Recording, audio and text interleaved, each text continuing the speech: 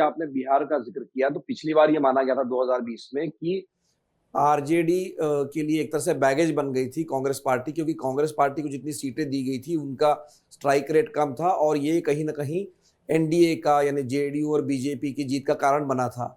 तो आपको लगता है कि 2020 में जो कांग्रेस और आरजेडी का इक्वेशन था और 2025 में है, मतलब ये अलायंस हो पाएगा या इसमें भी कोई अड़चन आ सकती है? देखिए, आरजेडी कांग्रेस का सबसे पुराना अलायंस रहा है एक मायने में।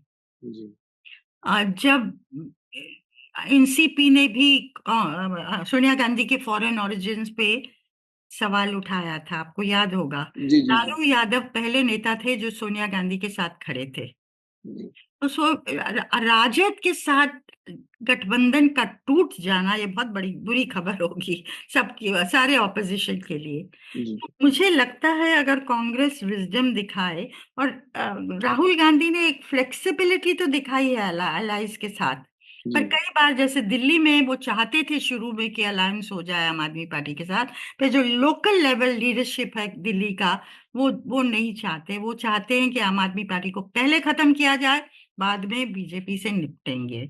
तो ये जो लैक ऑफ क्लैरिटी है ना, सबसे फंडामेंटल सवाल आज इंडिया ब्लॉक के सामने ये है कि कांग्रेस क्लैरिटी दिखाए, क्या जी, क्या चाहती है। अगर इंडिया अलायंस के साथ जाएगी तो फिर गिव एंड टेक होगा ही होगा।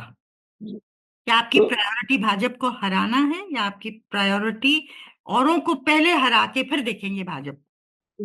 बिहार में अभी हालाँकि चुनाव बहुत दूर है नीरजा जी, लेकिन आपको क्या लगता है कि जो मतलब हमने अब तक पिछले 20 सालों में देखा है कि जहाँ जेडीयू जिसकी तरफ होता है वो चुनाव जीत जाता है।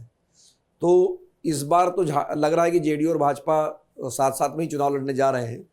तो वो फिर समीकरण तो वापस एनडीए के पक्ष में ही जाएगा। हाँ, समीकरण देखिए,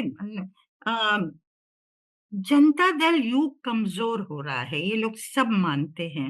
नीतीश कुमार का स्वास्थ्य वो नहीं है जो होता था, कुछ प्रॉब्लम्स हैं।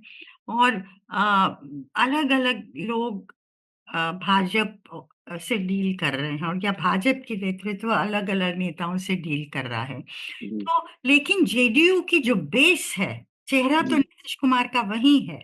जी, तो उसकी जो बेस है जो ऐड हो जाती है भाजपा के साथ, क्योंकि अपर कास्ट है, फिर ये कुर्मी कोयरी को लाते हैं जनता दल यू वाले, महादलित्स को लाते हैं, पसमंदा मुस्लिम्स को लाते हैं। तो कुल मिला के जो ओबीसी और अपर कास्ट का भाजपा का वोट है, वो कुल मिला के एक विनिंग कॉम्बिनेशन होता रहा है जी, पिछले इलेक्शंस में। तो अब जनता दल यू हो सकता है कमजोर हो रही हो, पर वहां भी एंटी इनकम्बेंसी रहेगी। ऐसा नहीं कि एंटी इनकम्बेंसी वहां नहीं रहेगी। लोग चाहते हैं कि और चीजें हों, लोग चाहते हैं कि डिलीवरी हो इश्यूज पे। तो कहीं ना कहीं वो भी काम करेगा। किस किस खूबी से, किस स्किल से, किस स्टेट्समैनशिप से, किस विजडम से राजद और कांग्रेस आगे आते हैं, और विनिंग सीट्स में जो जीत सकता है उसको दी जाए। ये नहीं कि कांग्रेस जिद करे कि हमको इतनी मिलनी चाहिए फिर वो स्ट्राइक रेट कम हो। वैसे जी। नहीं, हर सीट को कौन उस पे जीत सकता है, इस तरह से देखना होगा कि वन ऑन वन कॉन्टेस्ट आप किस तरह से कर सकते हैं बिहार की हर सीट में।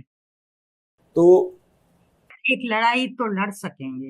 ये मुश्किल लड़ाई है, ऐसा नहीं है, एक फॉर्मिडेबल कॉन्टेस्ट है कि ऑटोमेटिकली जीतेंगे ये।